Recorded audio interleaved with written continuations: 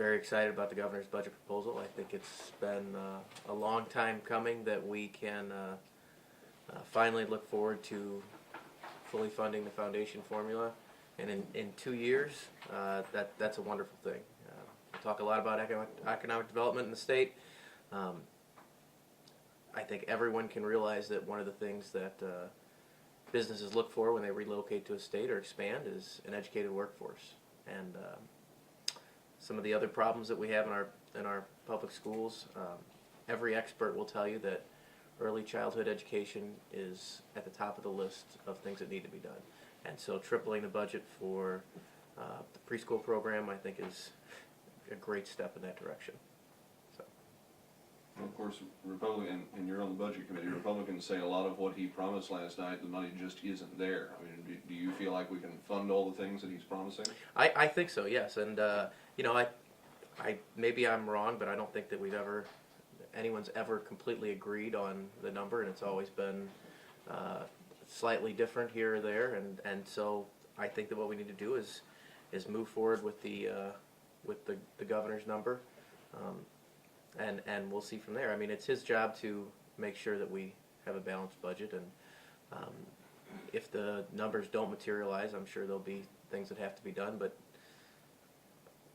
I mean, I think this is a historic opportunity. I mean, in 2005, under a Republican governor, Republican House, Republican Senate, they created this foundation formula, and now, 9 years later, we're actually going to fund that program.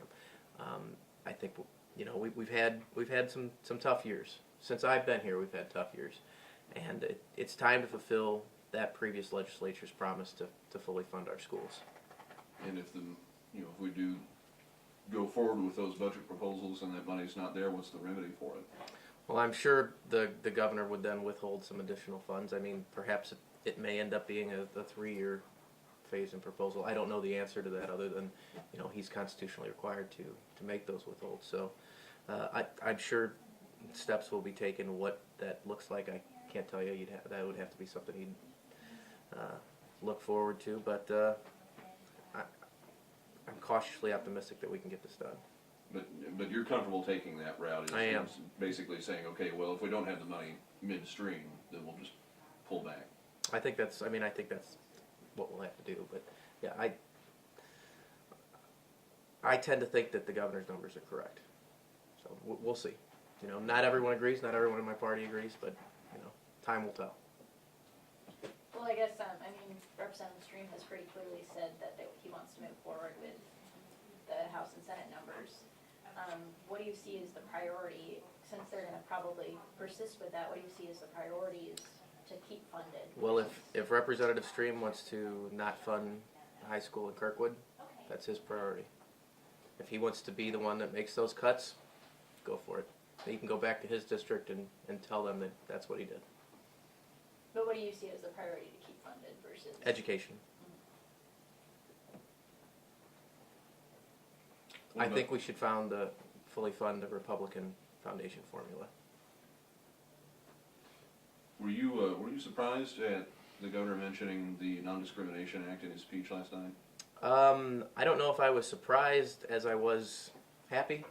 You know, I never had a conversation with the governor about that particular piece of legislation, but I think it's a long time coming, and I fully support him, you know, trying to make a push for that. That's something that I've co-sponsored, I think, most of the years that I've been here, and something that we've really felt has been needed for a while. I mean, it passed out of the Senate. I mean, if you talk about a hurdle, boy, that was it. There's no reason we shouldn't be able to get it passed this year and get it on his desk.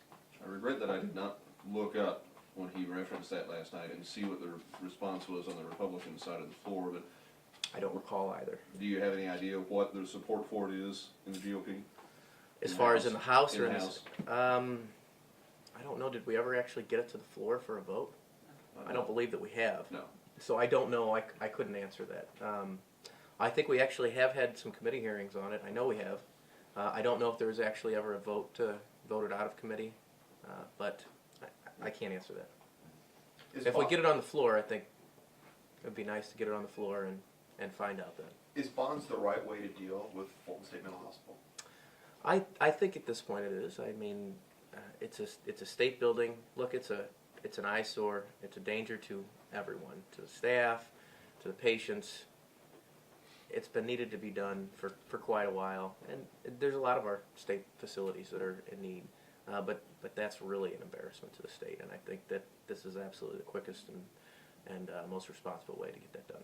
What about the bonds that the governor is proposing, specifically that Chris Kelly says that method is unconstitutional? Granted, it's been used before. Right, so if it's unconstitutional, we seem to have used it several times in the past. In fact, I think when Chris Kelly was here, I could be mistaken on that, but it seems like when Chris Kelly was here and on the budget, I'm pretty sure we did the same thing. So I don't know why it's unconstitutional now, and then it was okay for him to do it then. Do you have a preference between doing what the governor's proposed or doing it in the form of a budget proposal like we saw last year? Because my understanding is that that's still moving forward with Fulton as a part of it. Sure, well, it is. It's a lot of money. You know, $200 million for facility is a large amount of money. The bond market couldn't be better. I think this is the right way to go.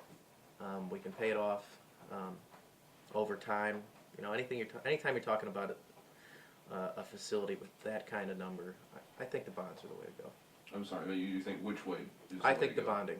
The governor's proposal? The governor's or proposal, yes, sir. Sorry.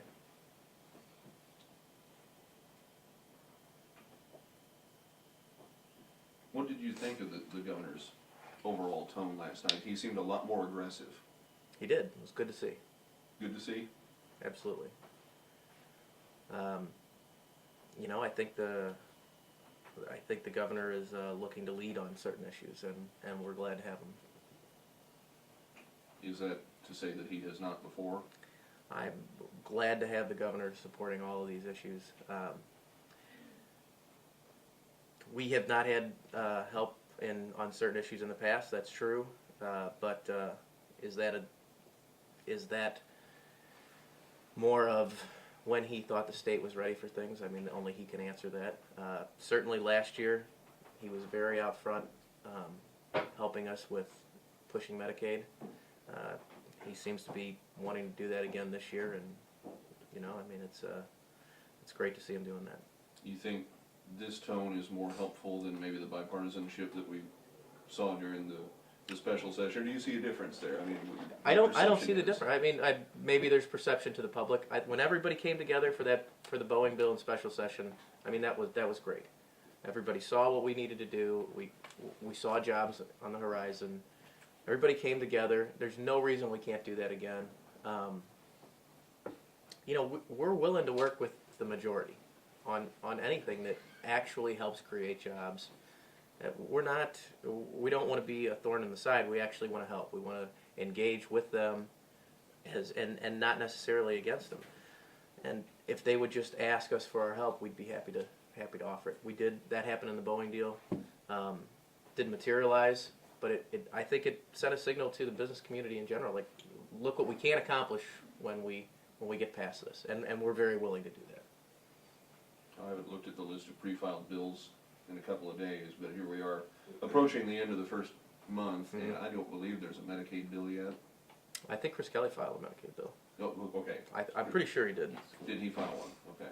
If he hasn't, he's going to. And no Republican proposal yet. Not yet. We I'm understand. actually surprised at that after Representative Barnes and Representative Torpy held the committees over the summer, and on the Senate side. They spent a lot of time. They spent a lot of citizens' time. They spent a lot of committees' time. It's my understanding from those meetings that the vast amount of people that testified were in favor of some form of Medicaid expansion. And here we are, as you said, a month into it, and we don't have any proposals from that side of the aisle. I would hate to think that what they actually were doing was just wasting taxpayers' time. Assuming that a Republican proposal would be the first one to move with them in power, Sure. How much longer can we wait for them to get one out with any realistic chance of it getting through? Well, we got the Boeing deal done in 5 days, so if they want to get it done, we've got plenty of time. And you know, we're very willing to sit down and look at their reform ideas. We're absolutely not against that. If they want to reform the Republican Medicaid proposal that they created, we're happy to do that. We're happy to look at the things that they think they needed to reform that they created. But we're very willing to work with them. And we're not going to sit here and say it's our way or the highway. You know, we want to get this done. It's too important to not make it a bipartisan issue. So we'd like to get it to the floor, like to get a vote on it, get it to the Senate, and see what happens. Is it enough if they just pursue reform with no expansion this year? Would you at least see that as a step in the right direction and say, well, okay, well, maybe we can pursue expansion later? No, I think people are suffering now. I don't know why that would be. Reform isn't going to help people that don't have Medicaid. 300,000 Missourians are not going to be helped by passing reform, not in the least. And there's like, seems to be a lot of distance between Nixon's and Jones's priorities. What's kind of your thoughts on moving forward with some of the Republican priorities like medical malpractice reform during this session? Like, because that seems to be what will move faster. The medical malpractice reform. Well, sometimes I think the Speaker's ideas are not necessarily the ideas of the Senate or the body in general. I think sometimes those are just his ideas. I think medical malpractice will be an issue and probably out front, as you said. I could be mistaken, but I didn't see any hospitals that had closed or doctors that have left the state. I'm sure there's some, but the system seems to be working fairly well. I think that if you want to promote health care in the state, then they need to pass Medicaid expansion and put people actually on the roll so that they can go to the doctors. And I was interested to hear that Nixon only kind of gave one line to the school transfer issue. Were you surprised by that? Or? No, we've been in touch with the governor's office. They're very interested in fixing the school transfer issue. I don't know how the Speaker can say it's not a priority of his. A lot of his members live in that St. Charles area where a lot of these transfers are going to. If I were them, I'd be very upset about that. That is a huge issue across the state. He talks about education being one of his top issues. Well, Kansas City schools, St. Louis public schools, there's a lot of school districts in trouble. To stick your head in the sand and ignore that is really, really short-sighted. No, Margaret Meadiel's got her bill. What's your caucus's opinion of Rick Stream's bill on transfer? We haven't discussed it completely as a caucus. We've met with multiple education groups before the start of the session, and we're continuing to do that. And we'll be the first ones to admit that we think there's good ideas all around. Trying to find everything that's going to mesh is going to be difficult. And I don't think, aside from obviously the Speaker, everyone seems to be interested in trying to fix this situation. And it's going to be a bipartisan support. Maybe not everybody's going to be happy, but everyone addresses that there's a need, there has to be a fix, and let's put our heads together. So we're looking at every different option and trying to find out what's going to be the best fit. And as far as Representative Stream's proposals, we will try and come up with the best solution. If it's his ideas or someone else's, we're fine with whatever it may be.